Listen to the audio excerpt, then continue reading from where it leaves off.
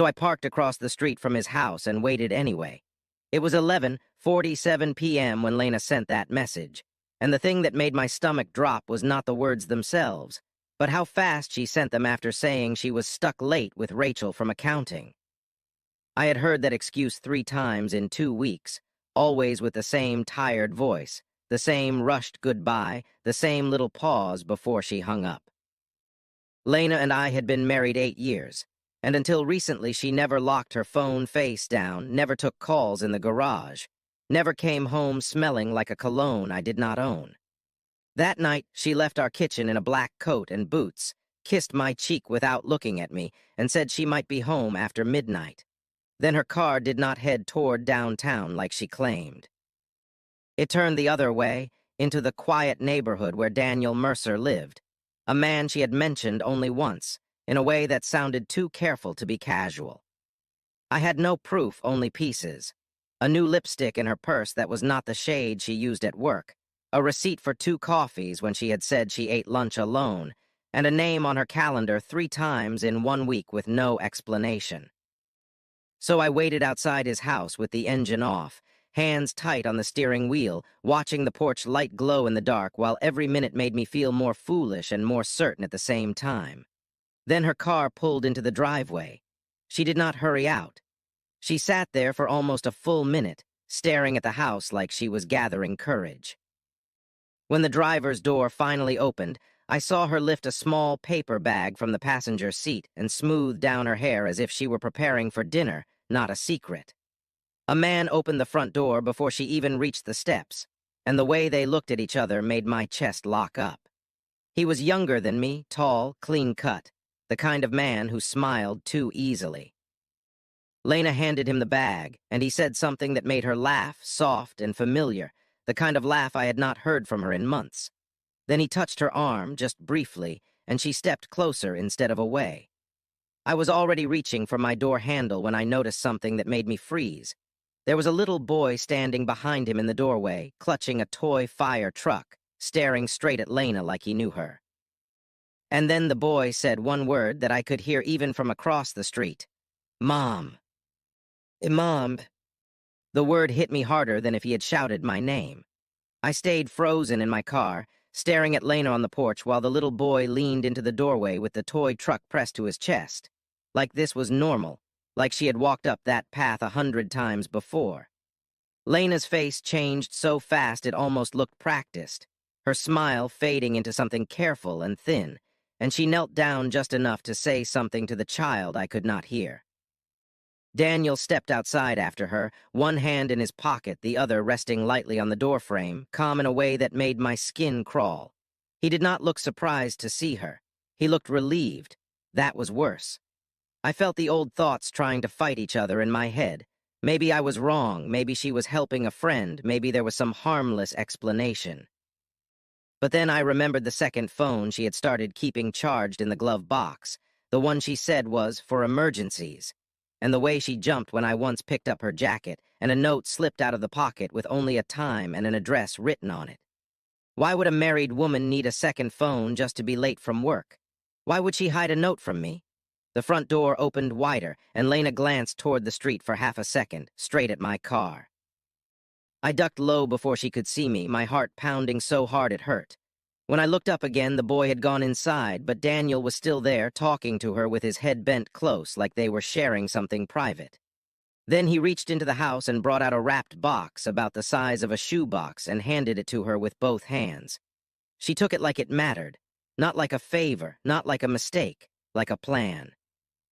A memory flashed in my mind of last Sunday, when Lena had spent 20 minutes in the bathroom and then came out with red eyes, saying work had been emotionally exhausting. She had never cried over work before. She had also started deleting texts the second they arrived, and once I saw her calling someone saved only as D in her phone, a name she quickly turned away from me.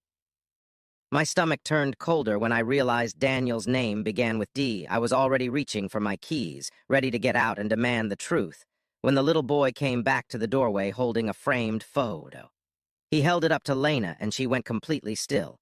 Then Daniel looked over her shoulder, straight at the street, straight at my car, and said something that made Lena turn so fast her face went white. And then she whispered, "Oh no, he found us. Oh no, he found us."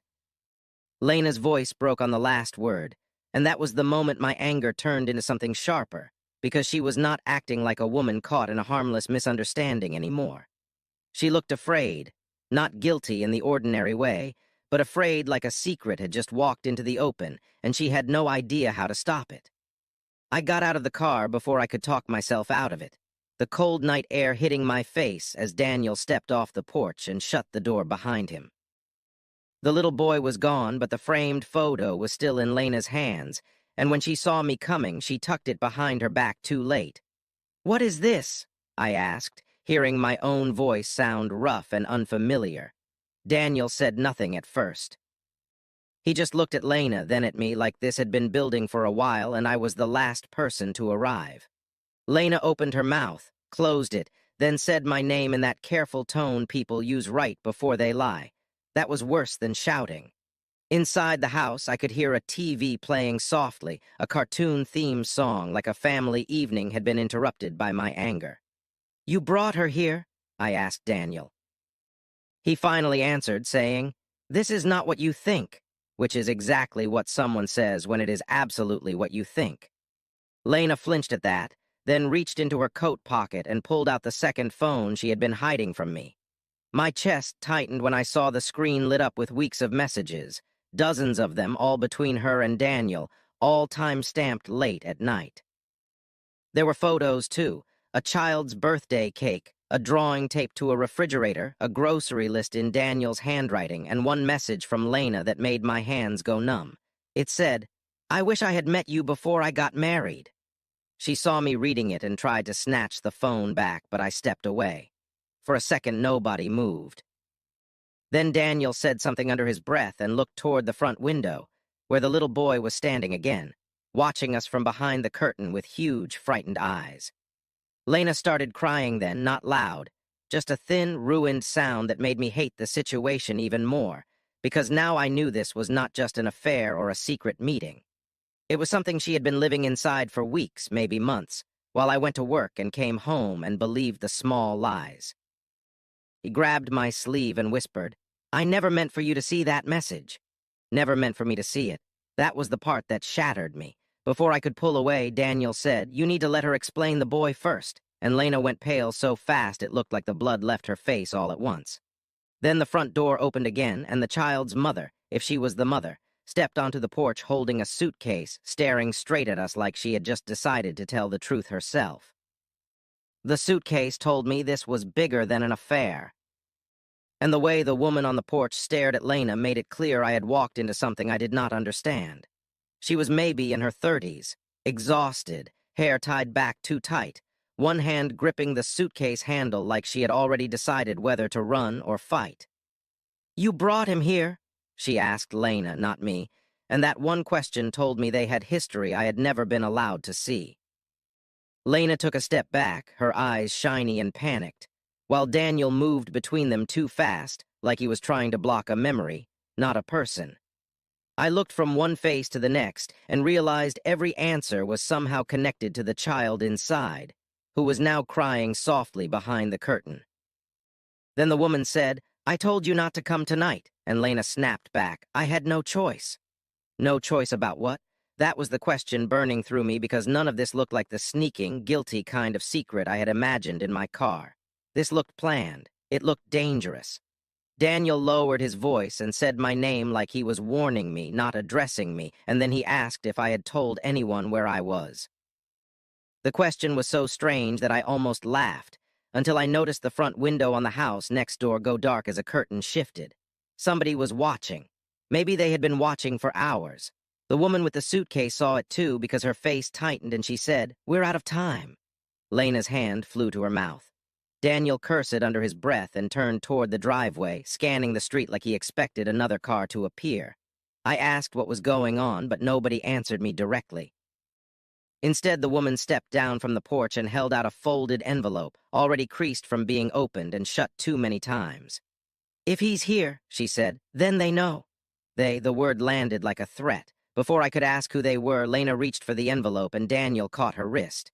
It happened so fast I almost missed it, but the grip was not gentle, not romantic, not familiar in the way I feared. It was urgent, hard, controlling. Lena stared at him with such a raw look of fear that my anger suddenly had nowhere clean to go. Then the little boy appeared in the doorway again, barefoot now, crying louder, and he held up a phone with the screen still lit. A number was calling. Nobody said a word. The woman went white.